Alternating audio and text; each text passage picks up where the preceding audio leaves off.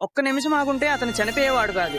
అతనికి పాత ట్రంకు పెట్టిలో ఒక లెటర్ అయితే దొరికింది. ఆ లెటర్ లో వాళ్ళ తాత ఏమని రాశాడంటే, మన ఊరి చివరున్న కొండ మధ్యలో చాలా బంగారం అయితే ఉంది.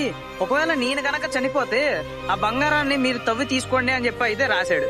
అప్పటి నుంచి అతనికైతే ఒకటే ఆలోచన, ఆ బంగారాన్ని ఎప్పుడు తీసుకుందాం అని చెప్పి అతనికి ఒకటే ఆలోచన. అతను చేస్తున్న జాబును కూడా వదిలిపెట్టేసి ఆ కొండను తవ్వడాకైతే పని మొదలు పెట్టాడు. రోజుల తరబడి తవ్వుతానే వచ్చాడు కానీ ఒక్క బంగారం ముక్క కూడా బయటపడలా. రోజులు తరిగిపోతున్నాయి, నెలలు కూడా తరిగిపోతున్నాయి, కానీ ఒక్క బంగారం ముక్క కూడా బయటపడలా. అలాగా అతనికి ఆర్థికంగా సమస్యలు కూడా పెరిగిపోతున్నాయి.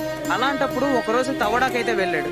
ఒక్క బంగారం ముక్క కూడా దొరకకపోయేసరికి పురుగుల మందు తాగైతే అక్కడ చనిపోయాడు. ఊరి ప్రజలు అతన్ని తీసుకురాడాకని చెప్పి వెళ్ళినప్పుడు అతని పార అయితే కొండకి గుచ్చుంది.